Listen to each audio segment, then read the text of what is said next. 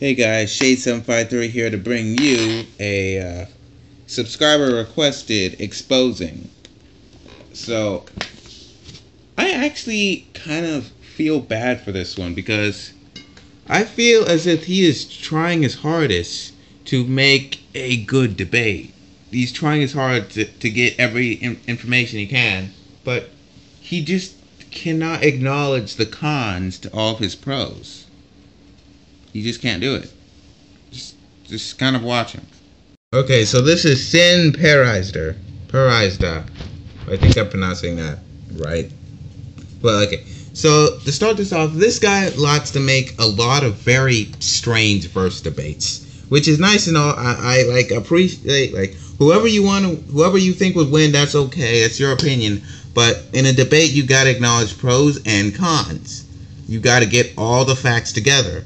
Which this guy, he doesn't really get. I mean, he's trying his hardest, but he's not. Like, right here, he compares the Super Kamehameha to the level 3 the Fire Rod Super Attack. Now, these two attacks cannot be compared together because these are two different categories of destructive power. The Super Kamehameha is a metaphysical force that tears apart whatever it's in front of it. While the Fire Rod Super Attack is, well, fire. It burns. Now, as for who would be... It's not a matter... In this kind of thing, that's like comparing a big hurricane to a volcano erupting. And who does more damage? Well, that depends... Like some things aren't going to be destroyed by a hurricane, and some things aren't going to be destroyed by a volcano, but they can be destroyed by the other one. This, like, you're comparing two categories that cannot go together. But in something like this, you compare how that would affect the other person. Let's look at this. Now here he's saying that Link is a lot stronger than you guys think. Now I'm not going to disagree that Link is a powerful dude. Link is a very powerful character in terms of arsenal, but in terms of physical stature, he's pretty weak. Now that's another thing he doesn't acknowledge. Like let's look at Link's total arsenal. Okay, so let's just make a chart of Link's total arsenal. And sorry if I spelled anything wrong. I kind of rushed through this. So, okay, so let's see how it would fare against Goku. Okay. Magic that kills evil. We know that Goku is not evil, he is pure of heart. So, that would not work. Now, magic that can fight anyone. That would work. Because it's not specific and Goku can be hurt by magic. And, normal weapons. And just put an X on that. I don't even need to explain it. And magic that he can use on himself. Because Link has a lot of potions and spells he can cast on himself. Like a healing potion, he can turn himself into a fairy. That would work. So among his entire arsenal, there's only two categories of his arsenal that would work. Like two sections of it. That 50% of everything Link has is rendered useless. So, just keep that in mind. Alright, now that we got our facts straight, again, I'm not going to deny that Link has a powerful arsenal. But remember, only so much of it is going to work on Goku. Plus, you got to focus on physical stature, too. Now, okay. Now, you can see a lot of people calling him out on this, like you guys are why I'm starting to post less, and oh man, you have no idea. I actually sympathize with him because I've dealt with stuff like this. And right here, he makes a typical mistake that everybody got from Death Battle. Power levels are not meaningless. That was made up by the fans. It is unofficial. Akira did not say that.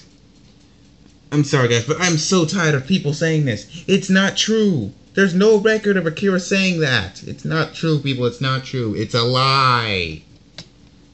Oh, man, that ticks me off so much. Moving on. So, right here, he compares Captain Underpants to the Great Saiyaman. Now, I was weirded out by this at first, but then I listened to what he had to say, and it started to make sense. Okay, so like a Captain Underpants has laser eyes, can fly way faster than lightning.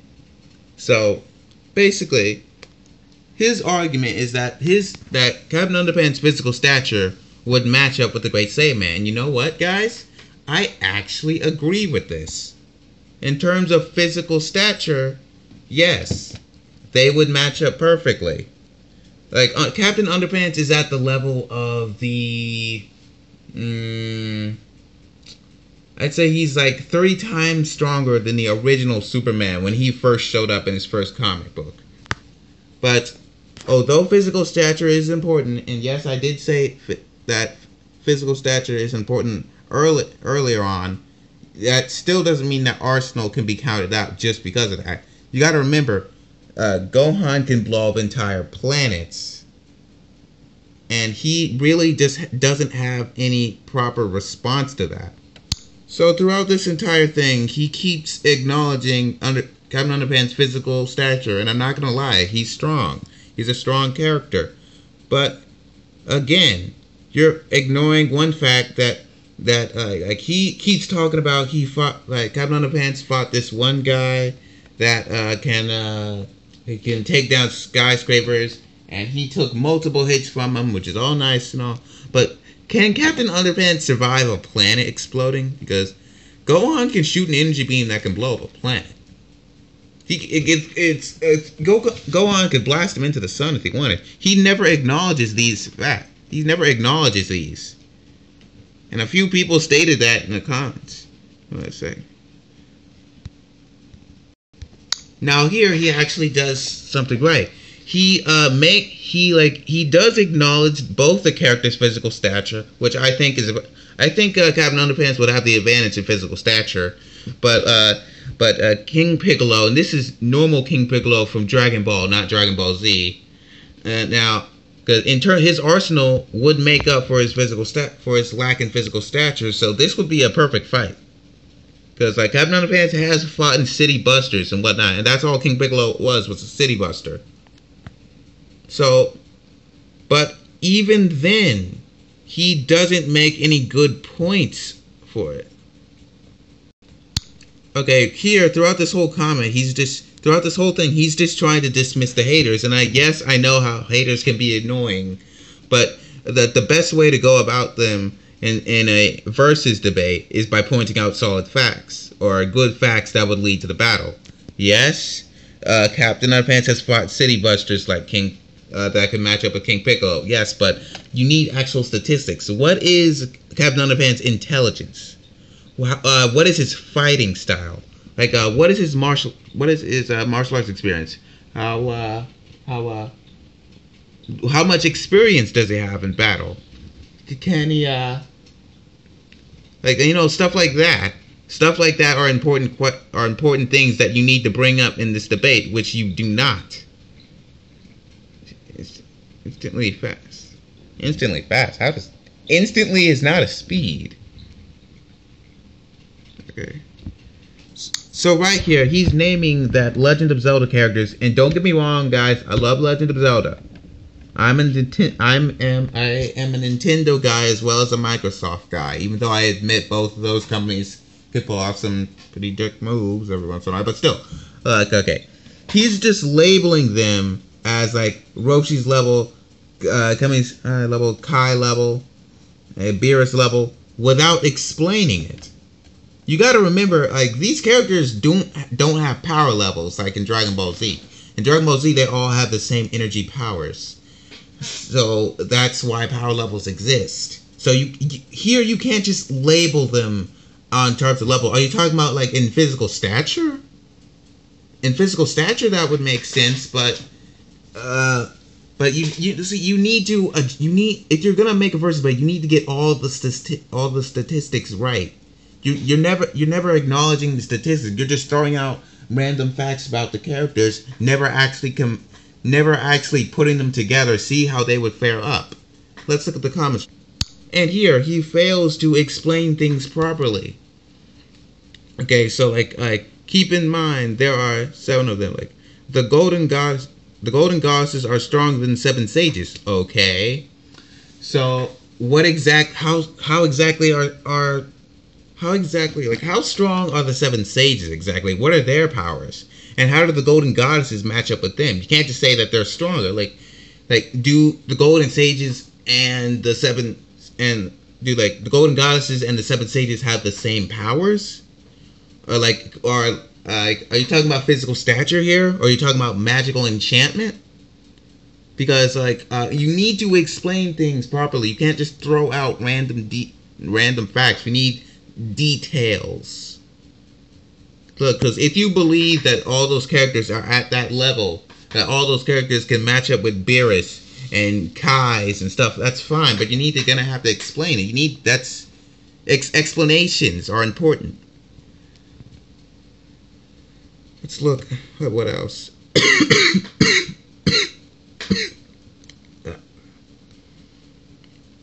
Yeah, it just feels right. Whatever. Let's just skim through this. Pretty sure. Nope. Doesn't explain. Here he throws out a big fact. If anything, it's more of a claim than an actual fact that the Majora's Moon could have wiped out the whole planet. Not entirely true. As you see here in the comments, hey, his moon is way smaller than the real life moon. Plus, guys, it was moving at a very small speed. Force equals mass times acceleration. That big thing is a lot smaller than our moon, and at the speed it was going at, it wouldn't have caused that much damage. In fact, on Game Theory, they made, I remember a video of Game Theory, they explained in great detail how that wouldn't cause much damage at all. But then again, and I know what you guys are going to say, then again, it is a theory, it's just a theory. That thing officially had the power to destroy all of, what kingdom was this again? It wasn't Hyrule, it was, no, not Majora, well, whatever. Officially, it only had the power to destroy the city or the area. Really, there's no way to tell if they would have wiped out the whole planet. And also, in fact, even if it did have enough power to wipe out the whole planet, how is Link going to use that as a weapon? Oh, I want the details. Link had no control over the moon. The whole point of the game was to stop that. Link had no control over it. Link cannot just press a button and have it fall towards Goku. Or maybe you're talking about Majora versus Goku. Majora could throw the moon against him. Again, very small moon. And he was moving at a snail's pace. Officially, it could have destroyed the whole area, even though it doesn't make sense. But even so, that would not make a proper weapon. And now he's throwing Sheik with Piccolo Saiyan Saga. Again, throwing in the characters out there, not getting all the details. Now, I'd agree on Sheik's magic would totally hurt Piccolo. But Piccolo's speed, Piccolo's durability, Piccolo's his intelligence, he's telekinetic, he is a telepathic. Plus, he can shoot an energy beam. He's fast enough to sneak behind Sheik and snap her neck before she even has time to react. You don't just throw out the facts there. You need to get all the details straight. Alright guys, so that's all I have to say about him. I could talk a bit more, but then I'd just be repeating myself over and over and over. Guys, I'm pretty much done. For the person who I made this video over, I cannot remember your name at the moment, but just listen. You're a smart guy, from what I can assume. But if you're gonna make a versus battle, you have to get all the facts straight, all the statistics. You can't just throw things out there and expecting them to match up. You need numbers, you need statistics, and you like I said, you gotta acknowledge the cons with the pros. He doesn't do any of that. He just throws things out there and expects you, oh, it's gonna be an awesome battle, without taking everything into an account. So that's all I gotta say. Like and subscribe. Bye. Check out my other videos.